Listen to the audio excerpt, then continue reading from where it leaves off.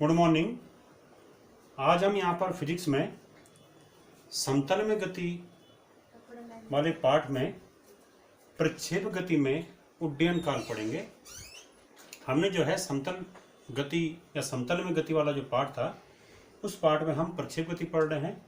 अब प्रक्षेप गति वह गति होती है जिसमें कि कण का त्वरण उसके प्रारंभिक वेग की दिशा से भिन्न होता है। तो जब कण ऐसी गति करे कि उसका त्वरण उसके प्रारंभिक वेग की दिशा से भिन्न हो तो इस प्रकार की गति प्रक्षेप गति कहलाती है। और इस गति को में क्या होता है कि कण एक वक्रीय पथ पे गति करता है, ये सीधे पथ पे गति नहीं करता। इस गति में गुरुत्वीय त्वरण का मान अचर रहना चाहिए और इस गति में आगे हम इस गति का पथ जो है परवलयाकार होता है, ये हम पहले सिद्ध कर चुके हैं। इस गति में क्या था कि प्रक्षेप गति में जो प्रक्षेप वेग होता है उसका क्षैतिज घटक हमेशा अचर रहता है क्योंकि इस पर गुरुत्वीय त्वरण का प्रभाव नहीं पड़ता है, परंतु जो उसका ऊर्ध्व घटक होता है उसका मान गुरुत्वीय त्वरण के मान के कारण क्या होता है, लगातार परिवर्तित होता है। ठीक है, क्षैतिज घटक वेग का क्षैतिज घटक वहां पे गुरुत्वीय क्या रहता है, अचर रहता है। तो प्रक्षेप गति में प्रक्षेप वेग का क्षैतिज घटक हमेशा अचर रहता है। अब हम इसमें देख रहे हैं कि उड्डयन काल। तो हमने देखा भी पिछले वीडियो में देखा था हमने कि प्रक्षेप का पथ क्या होता है, परवलयाकार होता है, क्योंकि इस पथ का जो समीकरण है वो परवलय का समीकरण आता है।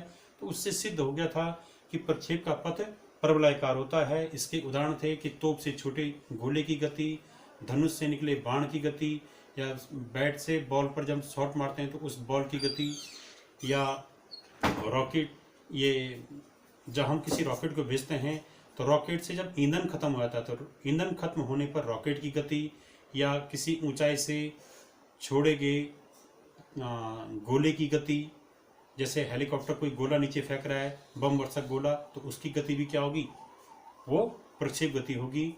तो ऐसे अनेक उदाहरण, भाले की गति, गोला फेंक में गोले की गति, लॉन्ग जंप वाले खिलाड़ी की गति, हाई जंप वाले खिलाड़ी की गति का जो पथ होता है वो प्रक्षेप पथ होता है। अब यहाँ पर प्रक्षेप गति में उड्डयन काल। तो उड्डयन काल यानी फ्लाइट टाइम ऑफ प्रोजेक्टाइल, ये क्या चीज है। तो माना यहाँ पर कोई कण है, ये प्रारंभिक वेग u से क्षैतिज से थीटा कोण पर प्रक्षेपित किया गया है O बिंदु से, और यहाँ पर गुरुत्वीय त्वरण लंबवत नीचे की ओर लग रहा होगा। तो निश्चित है गुरुत्वीय त्वरण और प्रारंभिक वेग की दिशा भिन्न है, अलग अलग है। तो इस समय ये कण क्या करेगा, ये एक ऊर्ध्वाधर तल पे गति करेगा और उस गति को हम समतल में गति कहते हैं। और अगर यहाँ पर गुरुत्वीय त्वरण चेंज न हो तो ये गति प्रक्षेप गति कहलाएगी। तो ये प्रक्षेप गति का पथ है। तो इसमें उड्डयन काल किसे कहते हैं कि प्रक्षेप पथ को पूरा करने में लिया गया समय उड्डयन काल कहलाता है। यानी अगर कण हमने यहाँ से प्रक्षेपित किया और वापस ये धरातल पे यहाँ पर आ गया तो प्रक्षेप पथ को पूरा करने में, यानी यहाँ से यहाँ जाने में जो समय लगा होगा वो समय कहलाएगा उड्डयन काल। यानी किसी कण को प्रक्षेपित करने के बाद वह पुनः धरातल में आने में जो समय लेता है वह समय उड्डयन काल कहलाता है। ठीक है, माना इस प्रक्षेप पथ का जो उच्चतम बिंदु है वो माना यहाँ पर है, ये P बिंदु इसका उच्चतम बिंदु है। तो प्रक्षेप गति में कण द्वारा प्रक्षेपण बिंदु से उच्चतम बिंदु तक जाने में और पुनः यहाँ से वापस धरातल में आने में जो समय लगता है वो समय उड्डयन काल है।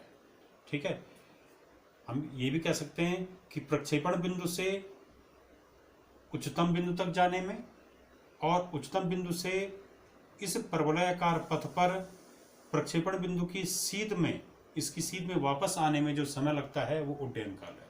अब उड्डयन काल कैसे निकालेंगे, तो हम पहले यहाँ से इस उच्चतम बिंदु तक जाने का समय निकालेंगे। यहाँ से यहाँ जाने का समय अगर स्मॉल t है तो P से फिर यहाँ तक आने का समय भी क्या होगा, स्मॉल t होगा। ठीक है, तो माना O से P तक जाने का समय,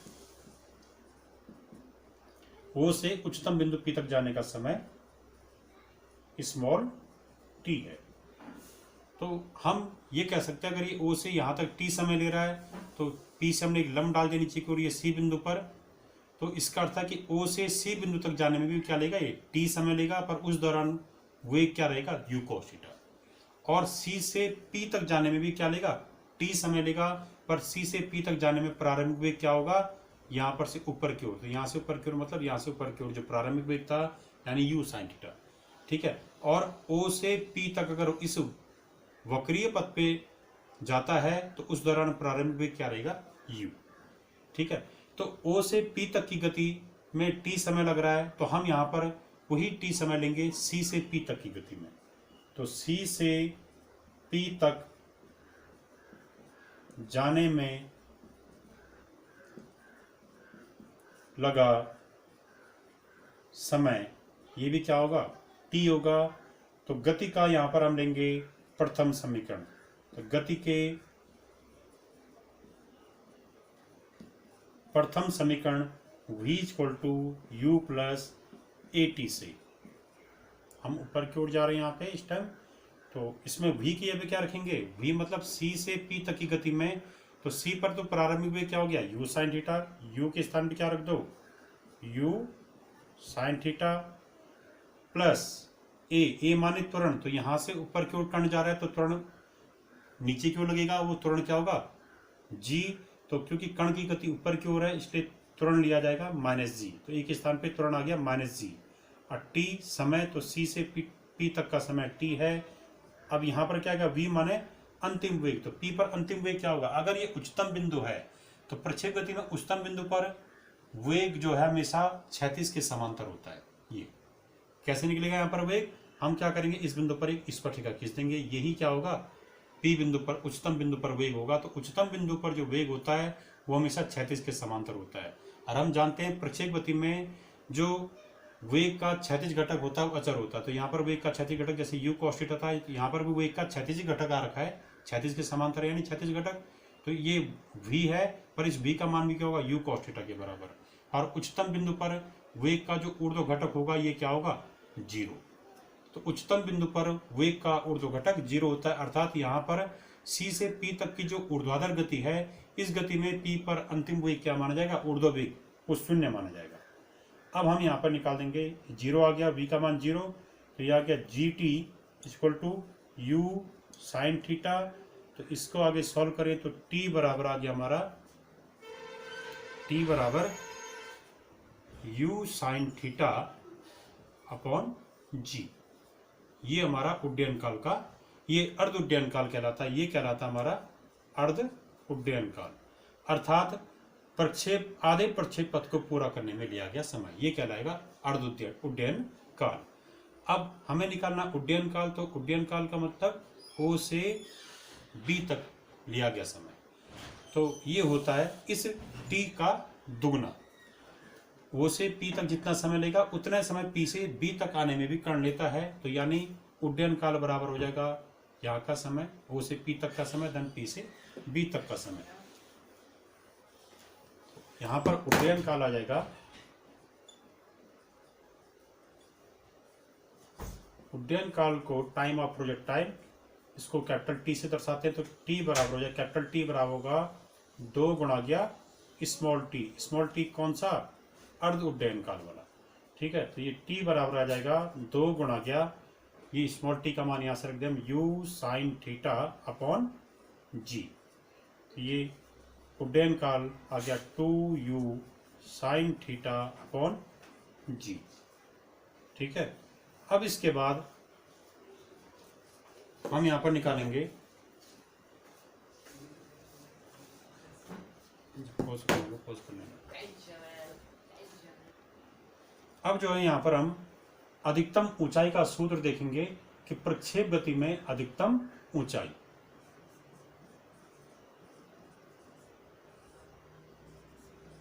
प्रक्षेप गति या प्रक्षेप पथ पढ़ रहे हम, तो इसमें अधिकतम ऊंचाई का सूत्र क्या होगा,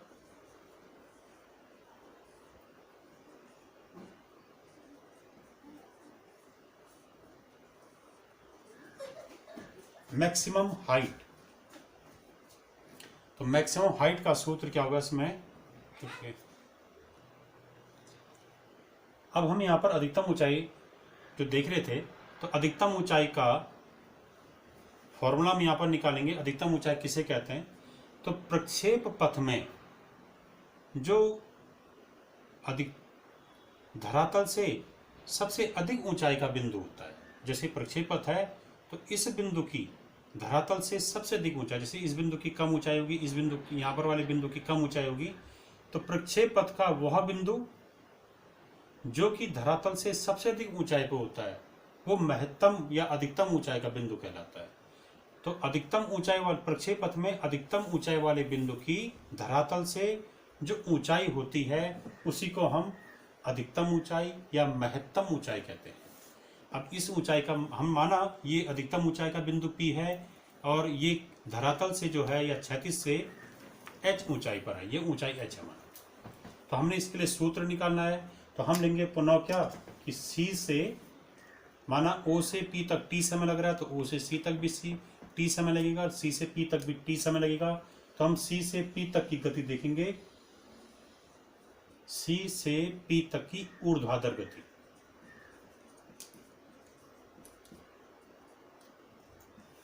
तो C से P तक की ऊर्ध्वाधर गति में यहां पर प्रारंभिक वेग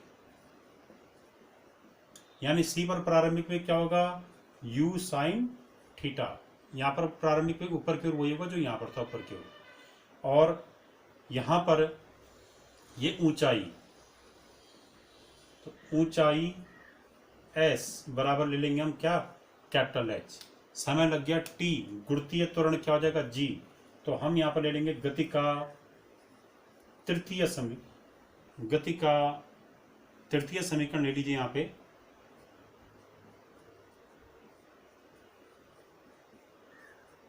यहाँ पर अंतिम वेग क्या हो जाएगा? 0। ऊर्ध्व C से P तक की गति में यहाँ पर जो ऊपर की ओर वेग होगा अंतिम वेग वो क्या होगा? 0। तो अंतिम वेग इसमें क्या हो जाएगा? 0। P बिंदु पर इस C से P तक की ऊर्ध्व गति में अंतिम वेग 0। तो यहाँ पर आ जाएगा गति का तृतीय समीकरण v² equal to u² plus 2as से। तो इसमें v के स्थान पे 0 रख देंगे, u के स्थान पे क्या आएगा? u साइन थीटा, और इसका u का स्क्वायर तो इसका भी स्क्वायर हो जाएगा।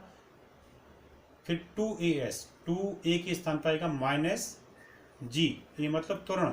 ऊपर की गति में त्वरण का मान आएगा g पर नेगेटिव साइन से, और s मतलब ऊंचाई आ जाएगा यहाँ पे कैपिटल H। तो ये हो गया 2gh बराबर u² साइन स्क्वायर थीटा। तो यहाँ से h बराबर आ गया u² sine square theta upon 2g।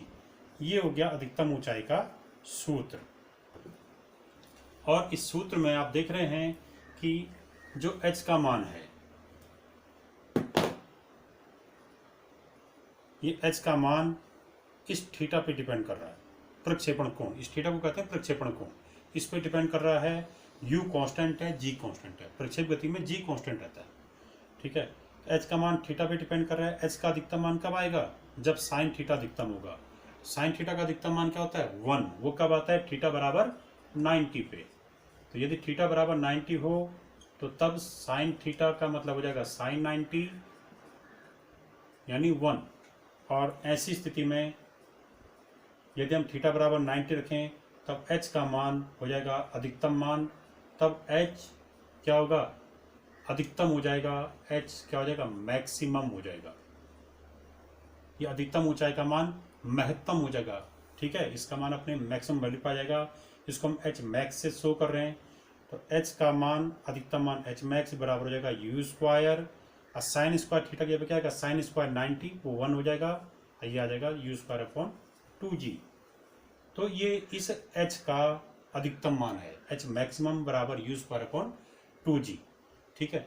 इसीलिए जो ऊंची कूद का खिलाड़ी होता है, हाई जंप का खिलाड़ी होता है, वो अधिक से अधिक ऊंचाई को तय करने के लिए क्या करता है? अपने शरीर को धरती से लंबवत रखने की कोशिश करता है। यानी अगर हम लंबवत, ये थीटा 90 का मतलब है ये वाला इधर की ओर फेंकें हमको, ठीक है, इधर न फेंकें। अगर हमको अधिकतम ऊंचाई तय करनी है प्रक्षेप गति में तो थीटा का मान 90 हो जाएगी, इसको ऐसा फेंकना पड़ेगा। तो ऊंची कूद वाला खिलाड़ी अधिक से अधिक ऊंचाई को तय करने के लिए अपने शरीर को धरती से लंबवत रखने की कोशिश करता है। भले वो लंबवत रख नहीं पाता है, असंतुलित हो जाएगा, पर वो 90 अंश यानी लंबवत रखने की के करीब अपने बॉडी को रखने की कोशिश करता है। अब इसके बाद क्षैतिज परास, प्रक्षेप गति में क्षैतिज परास।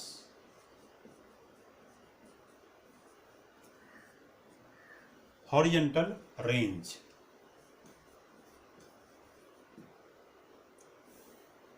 हॉरिजॉन्टल रेंज, इसमें क्षैतिज परास, इसी को प्रक्षेप की परास भी कहते हैं। Range of projectile, range of projectile,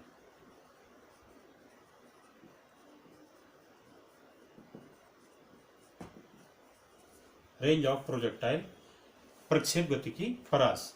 तो इसका मतलब प्रक्षेप गति की परास किसे कहते हैं कि प्रक्षेप गति में प्रारंभिक बिंदु और अंतिम बिंदु के बीच चली गई क्षैतिज दूरी या तय की गई क्षैतिज दूरी प्रक्षेप की परास कहलाती है। यानी अगर ये प्रक्षेप पथ है तो इसका प्रारंभिक बिंदु O हो गया और अंतिम बिंदु B हो गया, इनके बीच की जो क्षैतिज दूरी आएगी ये दूरी कहलाएगी परास, प्रक्षेप की परास।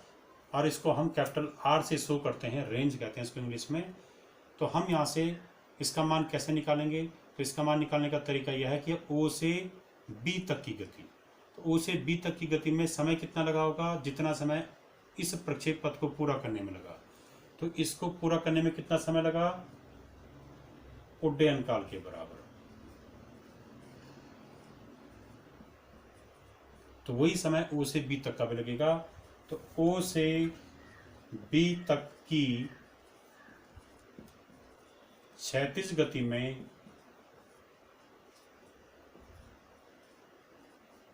जो वेग होगा, वेग तो क्योंकि क्षैतिज गति है तो यहाँ पर क्षैतिज वेग होगा ये u cos थीटा, ये क्या रहेगा कांस्टेंट। और यहाँ पर समय कितना आएगा, तो O से B तक वही समय लगेगा जो ये प्रक्षेप पथ को पूरा करने में लगेगा समय, वो आएगा T बराबर कैपिटल T और ये आ जाएगा आपका 2u sine theta upon G। ये हमने पहले निकाला इसका फॉर्मूला कि कैपिटल T उड्डयन काल बराबर 2u sine theta upon G। अब हम जो है सूत्र, कौन सा सूत्र इसमें यूज करेंगे, क्योंकि O से B तक की जो क्षैतिज गति है इस गति में क्षैतिज वेग चेंज नहीं होता है। तो जब क्षैतिज चाल ये चेंज ही नहीं हो रही है तो यानी यहाँ पर त्वरण नहीं आएगा और तब दूरी का तब सूत्र लगेगा यहाँ पे दूरी बराबर चाल गुणा गया समय।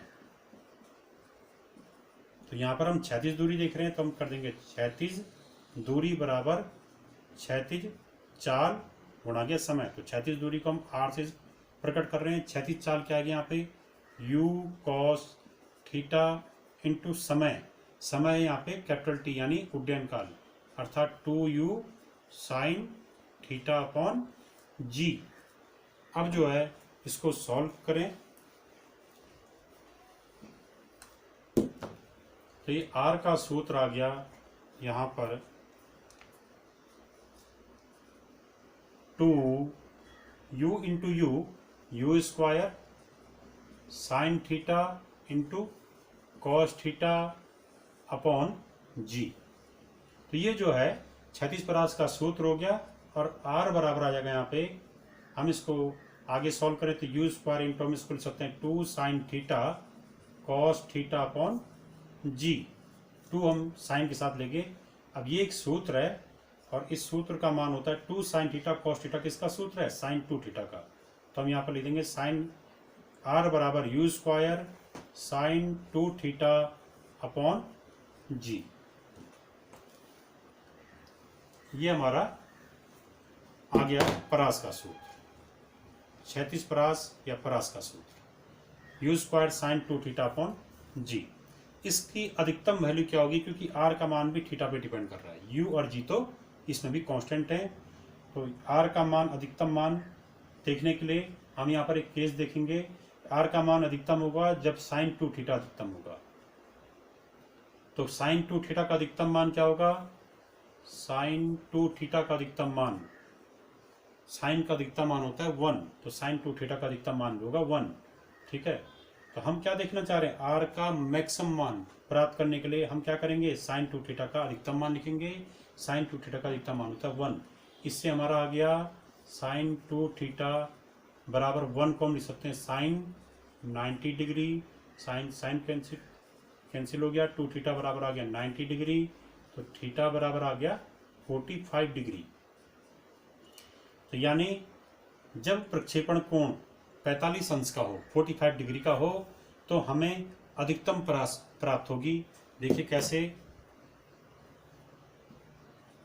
यहां पर अगर हम आर का मान इस सूत्र में ये आर के सूत्र में हम थीटा बराबर 45 अंश रखें, तो तब जो है आर का मान क्या हो जाएगा, अधिकतम हो जाएगा। और उसको हम आर मैक्स से प्रकट कर रहे हैं। आर मैक्स बराबर हो जाएगा यू स्क्वायर साइन 90 हो जाएगा, ये 45 इंटू 2 करके, और अपॉन जी।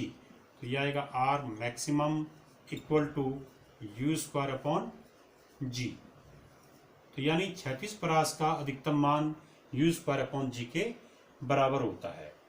इसीलिए क्या होता है कि जो लंबी कूद का खिलाड़ी होता है, लॉन्ग जंपर जो होता है, या जो भाला फेंकने वाला खिलाड़ी होता है, वो अधिक से अधिक दूरी तक भाले को फेंकना चाहता है। लंबी कूद वाला खिलाड़ी अधिक से अधिक लंबी दूरी तय करना चाहता है कूदने में।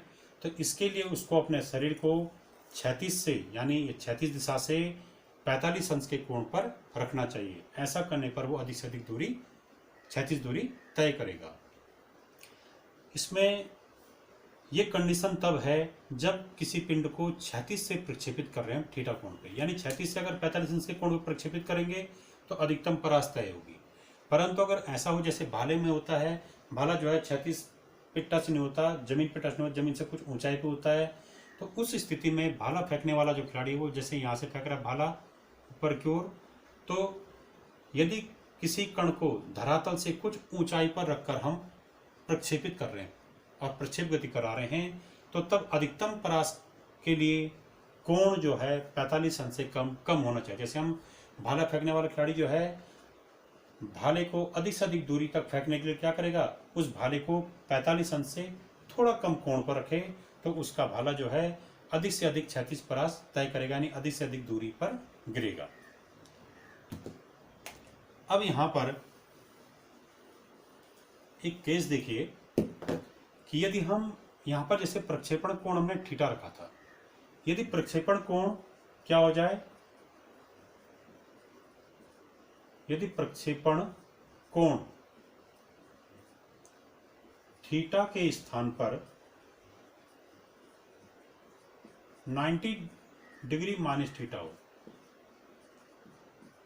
इसका अर्थ यह है कि जैसे माना हमने थीटा बराबर रखा 30 अंश, पहले किसी कण को 30 अंश से प्रक्षेपित किया, अगली बार हमने कहा नहीं, हमने कितना करना है इसको 90 डिग्री माइनस 30, 90 माइनस थीटा माने 90 माइनस 30 अर्थात 60 अंश, यानी अगली बार हम इसको 60 अंश के कोण पर प्रक्षेपित कर रहे हैं। देखिए इन दोनों का योग जो है 90 आना चाहिए, ठीक है, जैसे इन दोनों का योग 90 आ रहा है। तो यदि हम प्रक्षेप गति में प्रक्षेपण कोण थीटा के स्थान पर 90 माइनस थीटा ले लें, तो ऐसी स्थिति में आर का मान क्या आएगा, तो तब जो है क्षैतिज परास माना क्या है, आर डैश है, हमने ये मान लिया क्षैतिज परास आर डैश है, तो तब आर डैश का सूत्र क्या होगा, आर डैश का सूत्र होगा, देखिए आर का सूत्र तो क्या होता है, जब प्रक्षेपण कोण थीटा है तो आर परास का सूत्र होता है u square sine 2 theta upon g.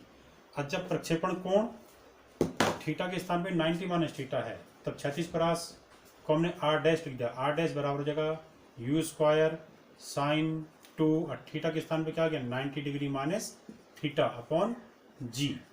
तो ये आर डैश बराबर आ गया यू स्क्वायर, ये 2 से अंदर मल्टीप्लाई कीजिए, sine 180 degree minus 2 theta upon g. तो आर डैश बराबर आ जाएगा साइन 180 माइनस एल्फा। हमारे पास एक सूत्र है जो हमने पहले गणितीय भौतिकी में पढ़ा भी है कि साइन 180 डिग्री माइनस एल्फा, ये कौन से चतुर्थांश में होगा 180 डिग्री माइनस एल्फा, दूसरे चतुर्थांश में है। दूसरे चतुर्थांश में साइन पॉजिटिव रहता है, तो साइन 180 माइनस अल्फा का मान होता है प्लस साइन अल्फा। तो यहाँ पर भी आएगा साइन 180 माइनस 2 थीटा, तो इसका मान भी क्या होगा साइन 2 थीटा। इस सूत्र से अल्फा के पे 2 थीटा आ गया, तो आर डैश बराबर आ जाएगा यहाँ पे you square sign 180 minus 2 theta को क्या लिखेंगे साइन 2 थीटा अपॉन जी। तो हम देख रहे हैं यहाँ पे आर डैश का सूत्र वही आया जो आर का सूत्र था, अर्थात यदि प्रक्षेप गति में यदि प्रक्षेपण कोण थीटा रखा जाए या 90 माइनस थीटा रखा जाए, दोनों दशाओं में क्षैतिज परास का मान एक समान आता है। अर्थात यहाँ पर आर डैश बराबर क्या आ गया आर आ गया। अर्थात प्रक्षेपण कोण चाहे थीटा हो चाहे 90 माइनस थीटा हो, दोनों दशाओं में दोनों प्रक्षेपण कोणों के लिए क्षैतिज परास का मान एक समान होता है। जैसे कि अगर हम क्या करें, यहाँ पर हम फुटबॉल पे किक मार रहे हैं, तो फुटबॉल पे किक मारना हमने पहले थीटा बराबर 30 अंश के कोण पे फुटबॉल को किक किया, तो उसके लिए कुछ ना कुछ क्षैतिज परास आई होगी। क्या आएगी you square sine 2 into theta, theta के रख देंगे 30 अंश अपॉन जी। तो यह आ जाएगा हमारा आर बराबर यू स्क्वायर साइन 60 अंश बटे जी। तो यहाँ से आर बराबर क्या आ जाएगा हमारा, तब आर बराबर आ जाएगा आर बराबर यू स्क्वायर साइन 60 का मान होता है √3/2, तो यह आएगा √3 यू स्क्वायर अपॉन जी। यदि थीटा बराबर हम 30 अंश रखें। अगली बार हमने थीटा बराबर क्या रखा, फुटबॉल को हमने 30 अंश पे किक किया तो परास का मान गया है। अब अगली बार हम फुटबॉल को 30 नहीं कर रहे बल्कि 90 माइनस 30 कर रहे हैं, ये इस पे, तो इसका मान क्या आएगा 60 अंश। तो यानी अगर हम फुटबॉल को अगली बार 60 अंश के कोण पे किक करें तो तब जो है क्षैतिज परास का मान क्या आएगा, आर डैश बराबर हो जाएगा you square sine 2 theta, theta के पे क्या रख दिया इसमें 60 अंश अपॉन जी। तो यह आएगा आर डैश बराबर u square sine 120 degree upon g. और साइन 120 का मान भी √3/2 होता है। साइन 120 का मान क्या होता है √3/2। ये साइन 120 का मान आ गया और यू स्क्वायर अपॉन जी। यानी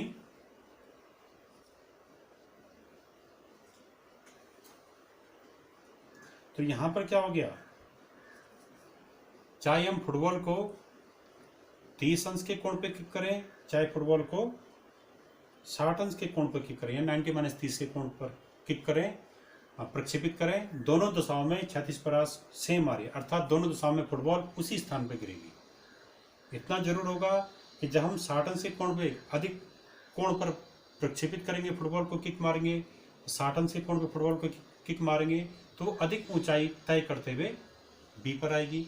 और जब हम उस पर 30 अंश का कोण मारते हुए उसको प्रक्षेपित करें, 30 अंश के कोण पे उसको किक करें तो कम ऊंचाई तय करते हुए बी पर आएगी। पर दोनों दशाओं में क्षैतिज परास का मान एक ही होगा। यानी फुटबॉल को चाहे 30 अंश के कोण पे किक करो चाहे 60 अंश के कोण पे किक करो, प्रक्षेपित करो, दोनों दशाओं में फुटबॉल द्वारा एक समान क्षैतिज दूरी तय की जाएगी।